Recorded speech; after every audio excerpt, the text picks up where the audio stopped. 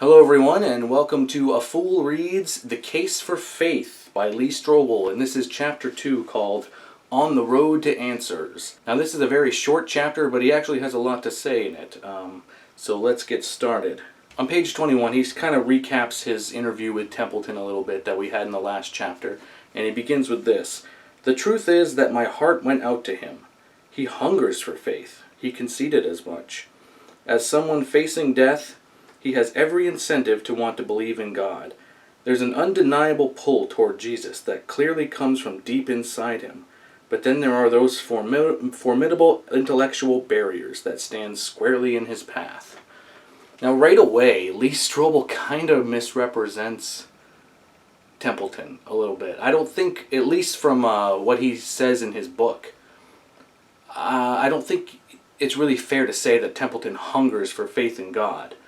I think it would be fair to say that the appeals to him because he wants to believe that he's like he said, he's 87 years old, he has Alzheimer's, he's dying, he would love to believe that he's going to go to heaven. And I understand that. I'm going to die someday too, and I would love to believe I'm going to continue on existing after I die.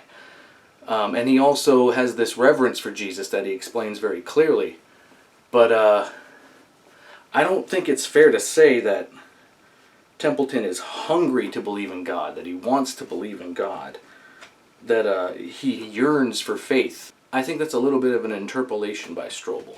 But I do identify with Templeton there in the sense that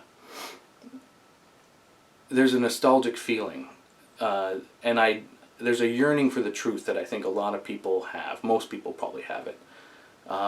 They want answers, and that's why I'm doing this, is I also want to get some answers.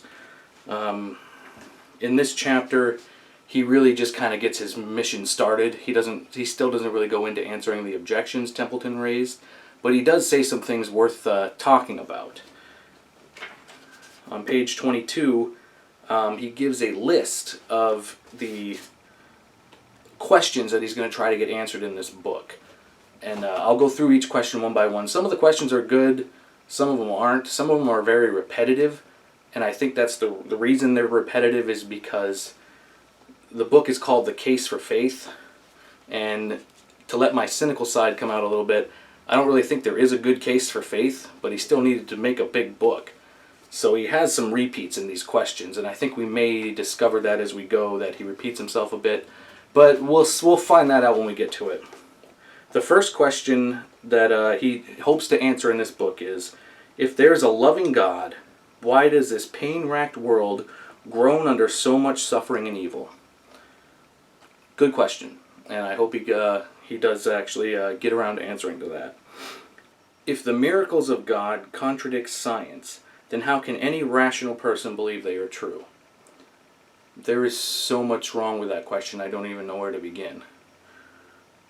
The miracles of God, the things people describe as miracles of God don't really contradict science. They just usually can't be investigated by science. There's nothing in science that says a person being healed by God just can't happen. Science doesn't say that's impossible, it cannot happen. The best science says about that is, well, we don't really know how to investigate that yet. Every time science has actually tried to investigate a miracle, at best case, the best case for the theist is that the scientific findings are inconclusive, and therefore we don't know what caused this thing to happen. At worst, they discover the cause, and the cause is always natural when they actually discover an explanation. But there's no... It's an odd question to be in this book. I don't really think that's a barrier to faith. At least it's not to me. I just think that there's no way to prove that the miracles have happened. At least we haven't come across with a method like that. I don't think science is necessarily contradictory to miracles, and I don't think science claims to be in opposition to miracles or contradictory to miracles. Science studies the natural world, and if miracles could be demonstrated to occur in the natural world, then that would become part of science. That would become a scientific study, like the scientific study of healing through prayer. That would become a scientific discipline. Right now, it's been studied, and and all results at best have been inconclusive, or they've found naturalistic explanations. But it's just an odd question to have in the book. If God really created the universe, why does the persuasive evidence of science compel so many to conclude that the unguided processes of evolution accounts for life? Again, this question just has so many things wrong with it.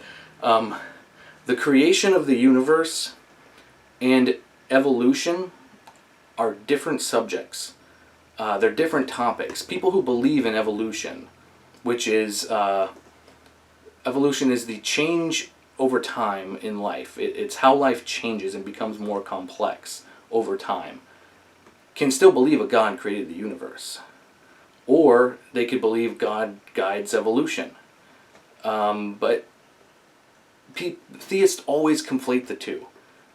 At least a certain breed of theists. Not all theists, but the Christian apologist kind of theist, the Lee Strobel kind of theist, the Lee Strobel kind of Christian, they always jumble together the Big Bang Theory, abiogenesis, and evolution as if it were all one theory. They say, like, well, evolutionists will believe that the universe exploded out of nothing.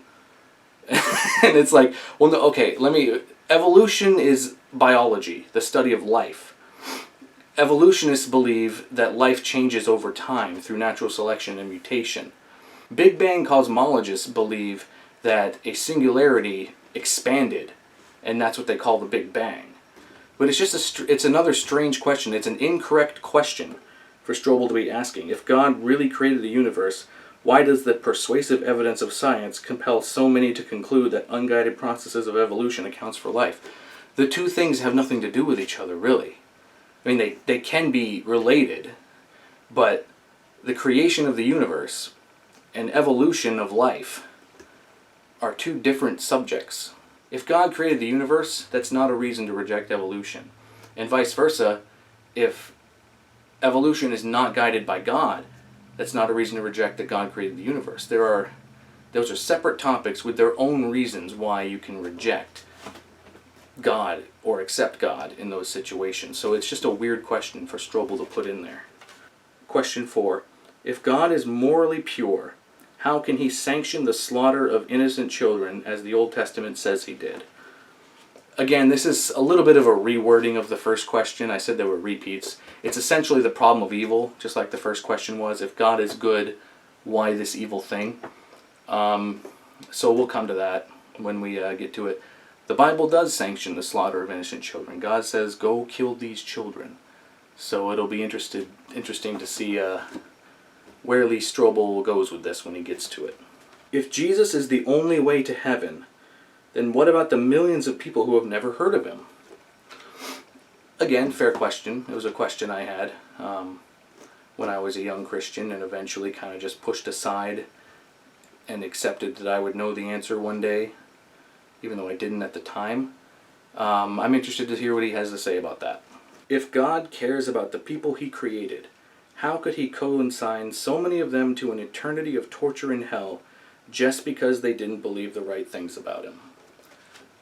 Again, it's a little bit of the problem of evil question, but it words it a little differently and it specifically addresses hell, which again, I'll be excited to read that chapter because that was something I honestly never got past as a Christian. I accepted by faith that there would be an answer, but whenever someone brought up hell, I had to just shake my head with them and say, I don't know, but I believe one day God will let us know if you'll just believe in him like I do, was basically my answer. So we'll see what Lee Strobel has to say about that. If God is the ultimate overseer of the church, why has it been rife with hypocrisy and brutality throughout the ages?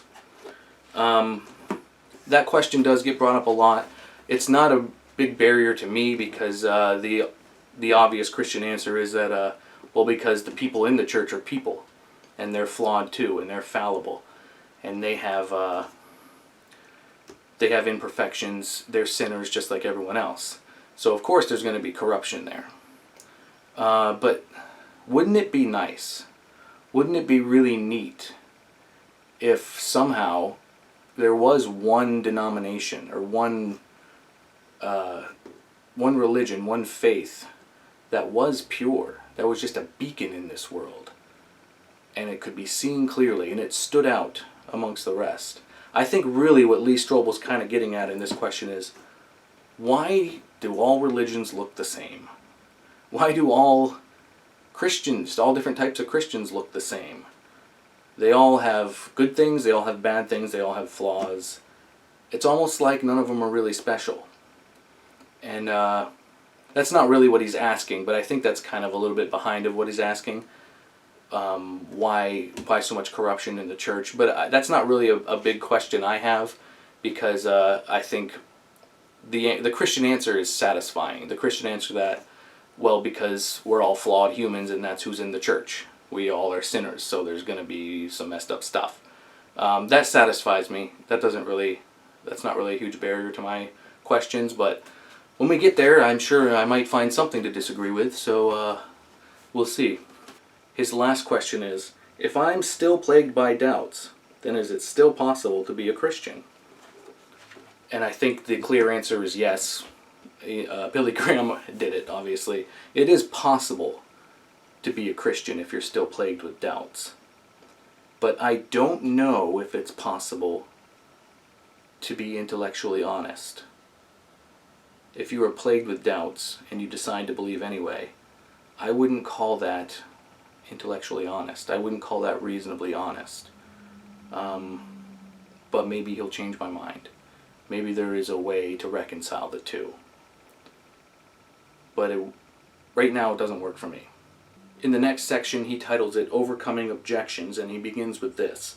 While I could relate to many of the objections that Templeton had raised, at the same time I wasn't naive enough to accept them at face value. It was clear that some of his obstacles to faith shouldn't be implements at all.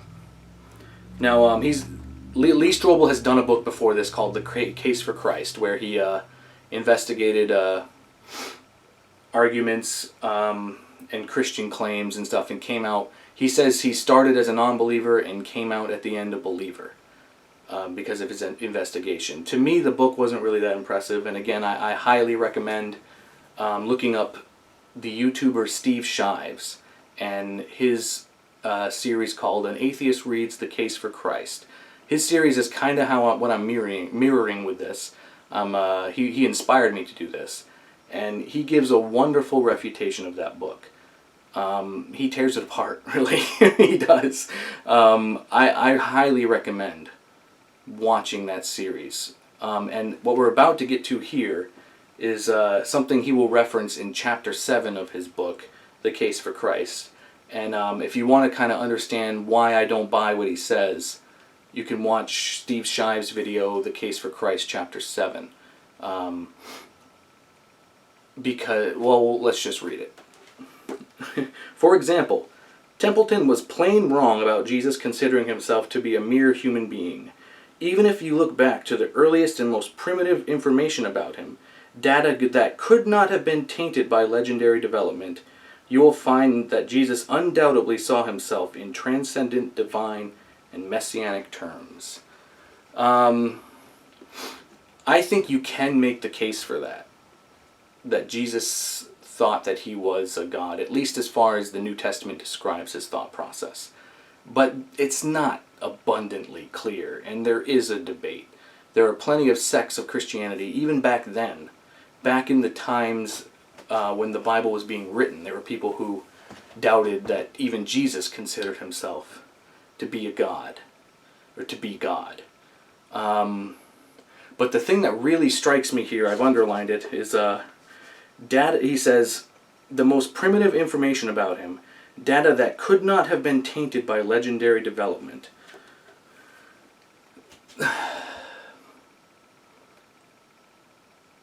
If you read that book, The Case for Christ, his main argument that the data could not have been tainted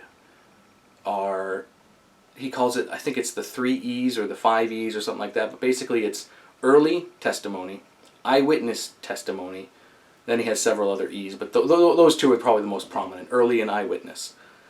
And he says that because we have such early information within a few decades of Jesus' death, and it's being relayed to us by eyewitness testimony, it could not be corrupted by legend.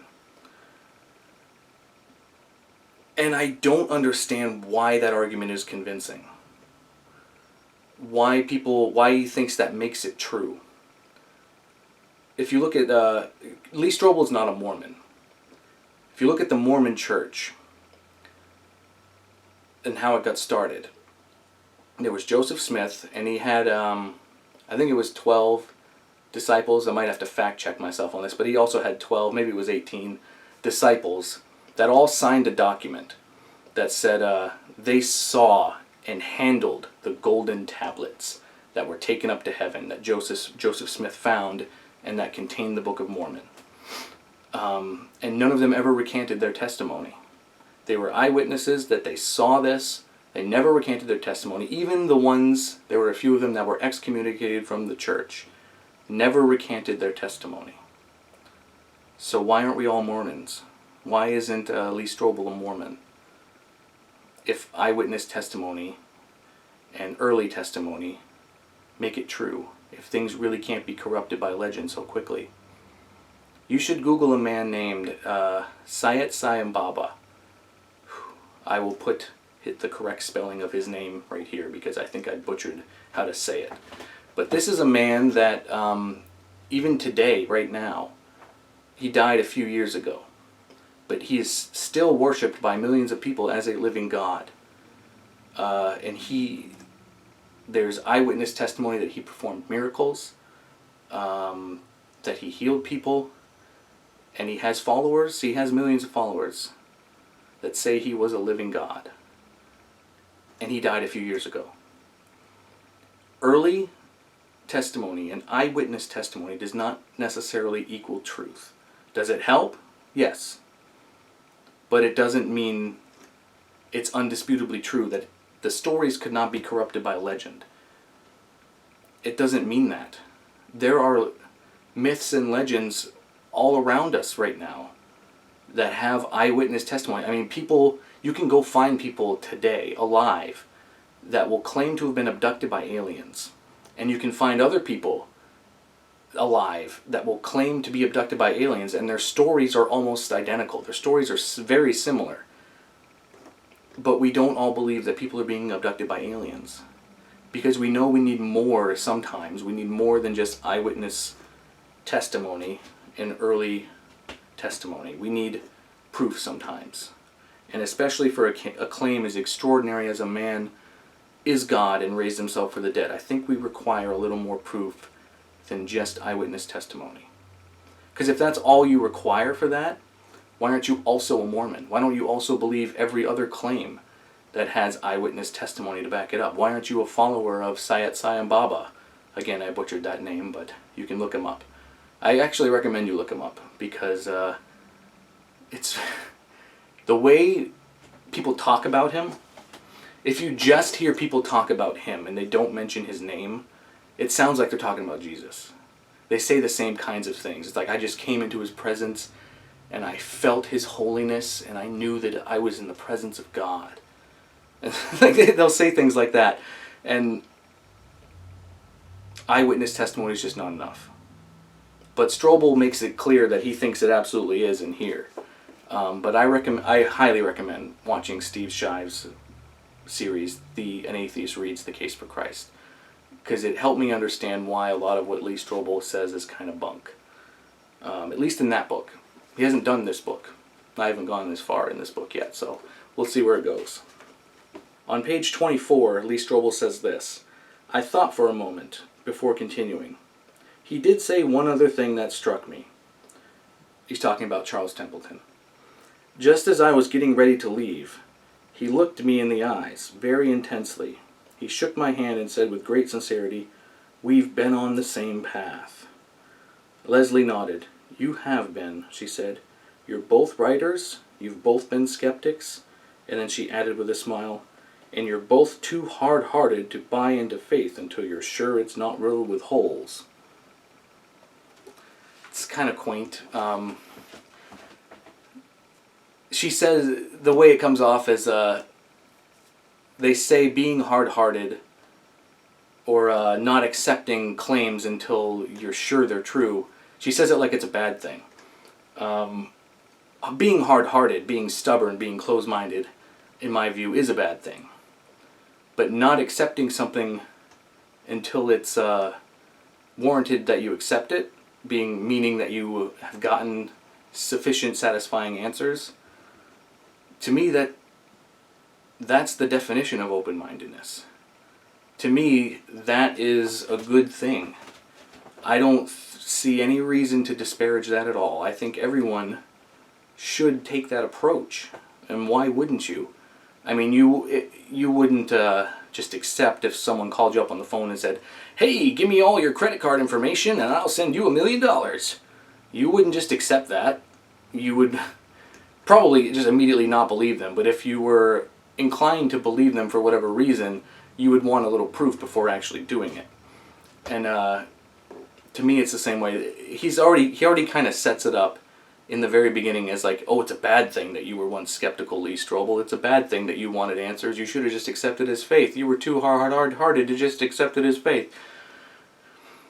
And it's just kind of silly to me. I think it's not it's a good approach to do what Lee Strobel did in the Case for Christ, which is to go out and find answers. I think he came to the wrong conclusions, but his approach, I think, is the approach everyone should take. I'll close with this. Lee Strobel writes, "I resolved to track down the most knowledgeable and ardent defenders of Christianity. My intent was not to take a cynical or confrontational approach by badgering them with nitpicking questions, or seeing whether I could trick them into painting themselves into a rhetorical corner. This wasn't a game to me." That's the approach I want to take as well in these videos I'm making. The Quest is my other series. If you have not seen it, you can click on my name, or I'll provide a link. Maybe I can have a link right here. I don't know how to do that, but there's people do that in their videos. Maybe I'll put a link right here. You can just click on it and go to The Quest Part 1 if you have not seen it. I'm taking a similar approach to Lee Strobel. In fact, actually, when I went to the Why Jesus conference and I saw him speak, one of the things he said was, go out and get your questions answered. Go out and actually talk to the people, talk to the experts. And while I don't know anyone yet who would call themselves an expert, I do hope to get there eventually. Right now I'm just kind of interviewing pastors who have some knowledge in this area. But the difference between me and Lee Strobel, I always found his questions, especially in the Case for Christ, to be very softball questions. The difference between me and Lee Strobel is, in his books, he interviews people who he agrees with. Not really in the Case for Christ, I guess, because he says at the time that he made the book that he was an atheist, and he interviewed people on the Christian side, but he didn't interview a single atheist. That's the weird thing. He only interviewed and only accepted answers from people who were already Christians. He didn't go to any experts that disagreed with the Christian position, and I don't think he does that in this book either. I think Charles Templeton's the only one, but I haven't read it all yet, so maybe not. And he only uses Charles Templeton as the opener, as the to set the stage for what he plans to refute. And in this book, he interviews just Christian people as well, as far as I know. I've looked ahead a little bit, but I haven't read. But I think it's most of the same people he interviewed in the Case for Christ. I'm not taking that approach. I do at some point plan to interview some atheists as well, if I can get a hold of some.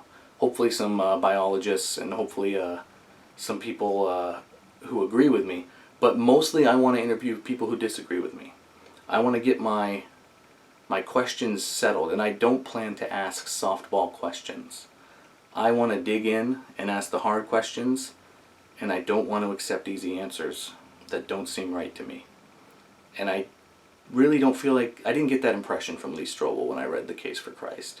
I got the impression that he softballed his questions, accepted answers too soon without proper skeptical responses, and sometimes he even set them up. He asked a question knowing what they would say. He admits that in the book at points. He asked the question saying, and I knew that would be the response, I just wanted to see if he would say it. Like that. So that would be the difference between me and Lee Strobel, is I want to do this the hard way. And I want to come out with, at the very least, none of you in my audience have to agree with me or my conclusions, but I don't want you to feel like I left a stone unturned. I don't want you to feel like I'm being irrational or stupid or have missed something. I want to settle this for myself. In the next chapter, he goes on and tries to answer that first question. So stick with it if you like it. Go ahead and subscribe to my channel if you enjoy these videos. Share it if you want to help me spread my message and get more people coming in on the journey to find the truth. And I'm trying to do it with an open mind. I know reading this, I probably sound very cynical, very skeptical of Lee Strobel. It probably sounds like I'm 100% against him. And I kinda am, but I want to keep an open mind, which is why I want you guys to help me out in the comment section. I want to have discussions with you too. If you feel like I'm missing something, or if I didn't understand something, please point it out. Don't be afraid. I will probably respond to you, and hopefully we can have a nice conversation about it. I will do my best to be nice. So yeah, in the next chapter he really dives into the meat of the book, and hopefully that'll be pretty fun. So I hope you stick around for A Fool Reads The Case for Faith, Chapter 3. Thank you for watching.